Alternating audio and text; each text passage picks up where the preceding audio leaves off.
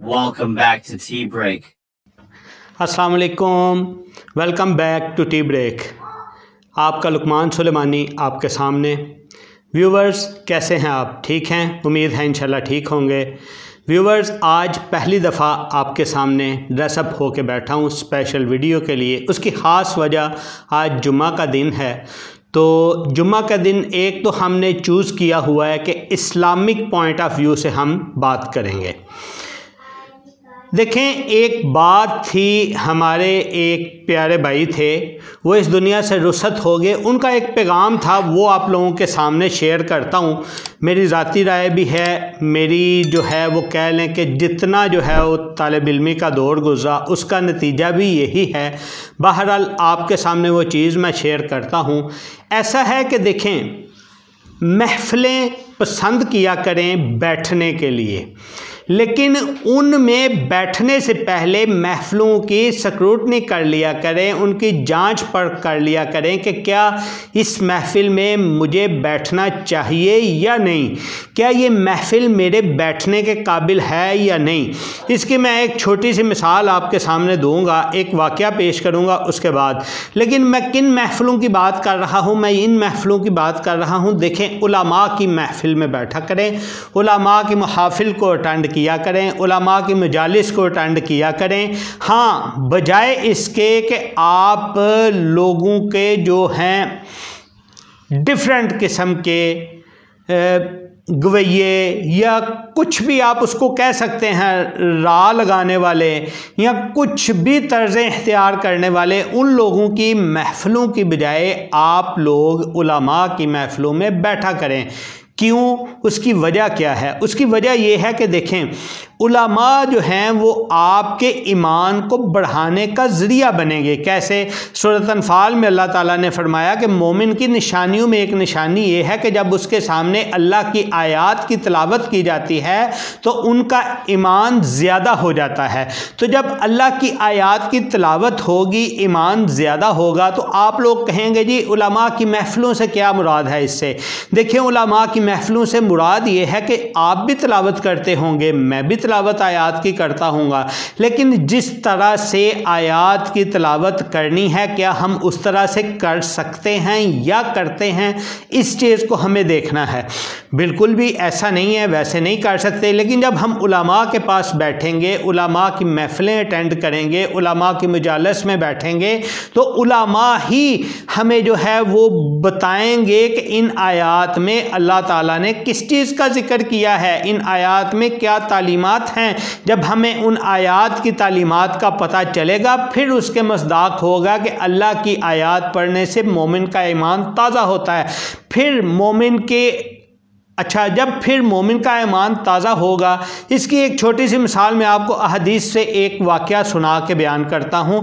मैंने पहले भी एक दफ़ा जिक्र किया था कि हम इस प्लेटफार्म से जो भी बात करेंगे, चाहे वो कोई दुनियावी बात होगी, चाहे वो कोई दीनी बात होगी, कोई भी बात ऐसी नहीं करेंगे कि जिसके पीछे दलाइल मौजूद ना हों।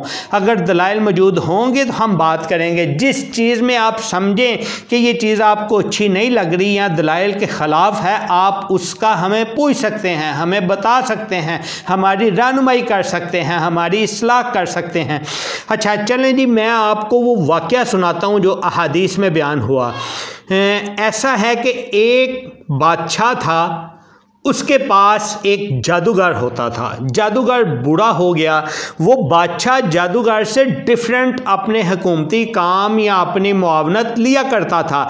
जब वो बादशाह जो है वो बीमार हो, वो बादशाह का जादूगर बीमार हो गया, बूढ़ा हो गया, तो अब ऐसा है कि उसने बादशाह से बोला कि मुझे कोई ऐसा लड़का दे दें जिसको मैं अपना इल्म सिखा सकूं, मैं अपना हुनर सिखा सकूं, अपना फ़न दे देता हूं, करतब दे देता हूं, वो आप लोगों के काम आता रहेगा कि मेरा आखिरी वक्त आने वाला है और मैं उस दुनिया से जाने वाला हूं।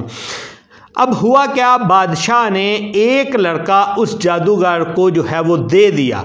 अब जब वो लड़का जादूगर को दिया, जादूगर ने उसको सिखाना शुरू किया।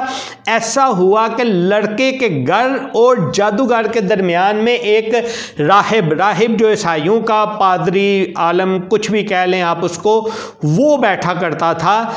अब लड़का वक्तन फवक्तन उसके पास रुक जाया करता। होता क्या कि जादूगर के पास जाने में लड़के को देरी हो जाती, लड़का देर हो जाता। जादूगर उसको जो है वो डांटता कि तू देर से क्यों आता है मेरे पास। तो उसने यही बात एक दिन राहिब से जिक्र कर दी कि मैं तो आपके पास बैठा होता हूँ, आपकी बातें सुनता हूँ, तो वो मुझे इस तरह डांट पड़ती है, तो मैं क्या करूँ। अब जादूगर ने उससे क्या बोला, वो राहिब ने लड़के से क्या बोला कि देखो जब जादूगर बोले ना कि लेट क्यों आए हो, तो उसको कह देना जी मैं घर से ही, घर वालों ने रोक लिया था, उधर से लेट आया हूं। और जब घर वाले पूछें कि लेट क्यों आए हो, घर वालों को कह दिया करो मुझे जादूगर ने जो है वो देरी करवा दी, इस वजह से मैं लेट आया हूं।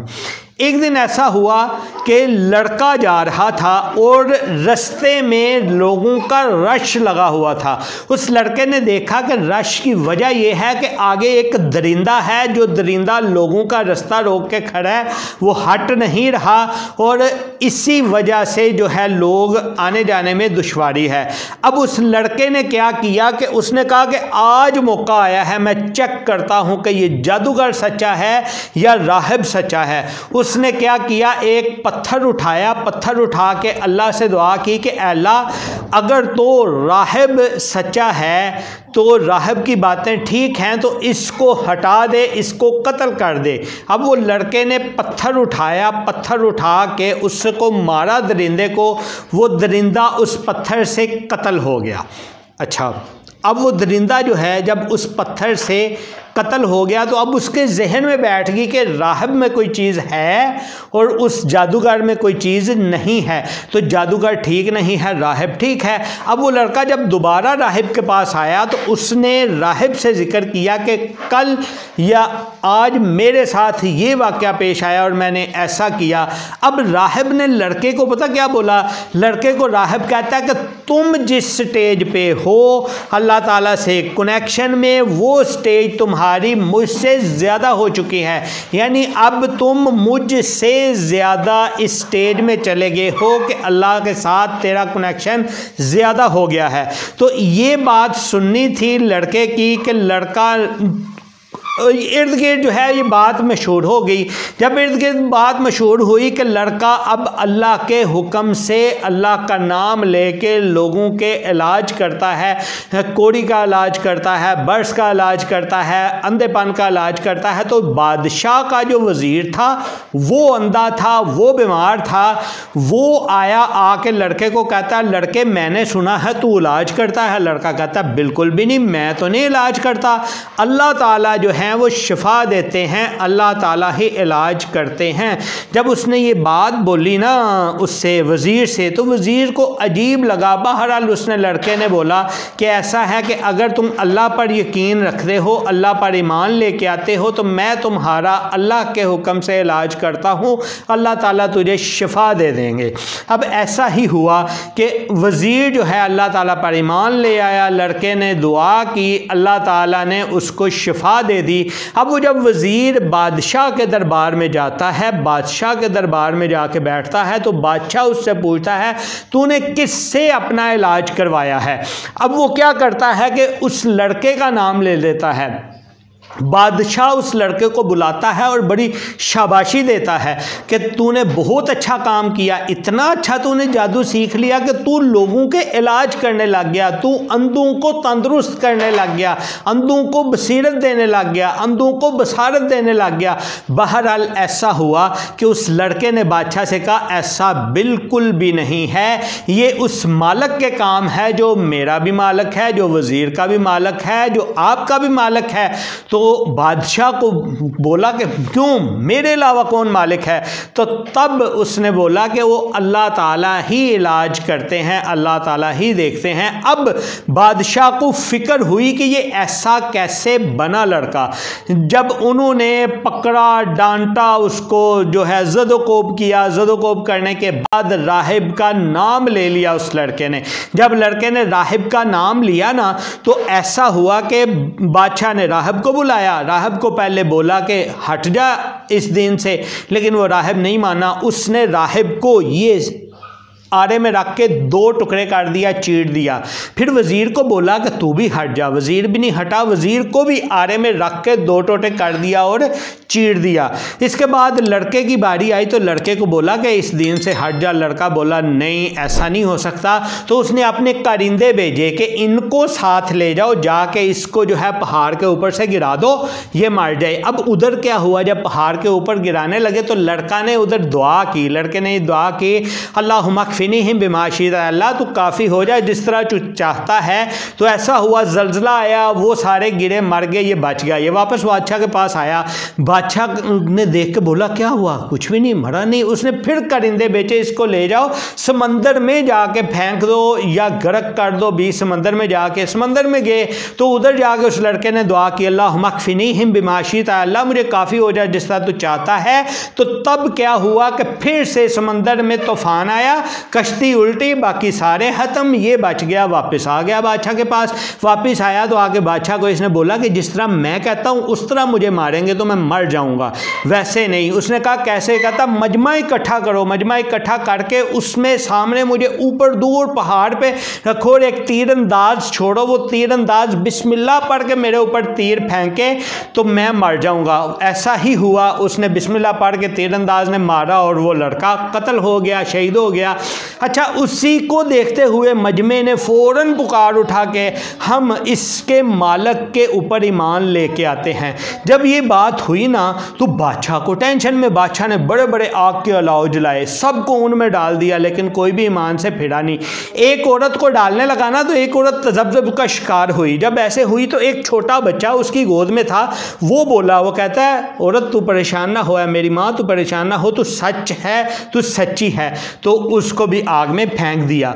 अच्छा, इधर आप लोगों के लिए एक सवाल है कि 3 ऐसे बच्चे हैं जो गोद में बोले हैं, उनके नाम आप लोगों ने बताने हैं। एक तो ये है जो मैंने बता दिया, जो इस औरत की गोद में था, बाकी 2 आपने बताने हैं। तो चूंकि हमारी वीडियो लंबी होती जा रही है, लेकिन इससे मकसद ये था कि उस आलम ने उस लड़के का ईमान इतना ताज़ा, इतना बढ़ा दिया था कि उसका नतीजा भी उसको मिला। इसीलिए उलमा की महफिलों में बैठा कीजिए। ये जितने हैं ना रा लगाने वाले, ये तर्ज़ें लगाने वाले, इनकी महफिलों से बचा करें, उलमा की महफिलों में बैठा करें और अपने ईमान को ताज़ा किया करें। मिलते हैं जी नेक्स्ट टी ब्रेक में। अपना बहुत सा ख्याल रखिएगा और मुझे इस सवाल का जवाब ज़रूर दीजिएगा। चैनल को सब्सक्राइब नहीं किया तो सब्सक्राइब करें, बेल के बटन को ऑन करें, लाइक और शेयर करना भी मत भूलिएगा। अस्सलामु अलैकुम वरहमतुल्लाहि वबरकातुहू।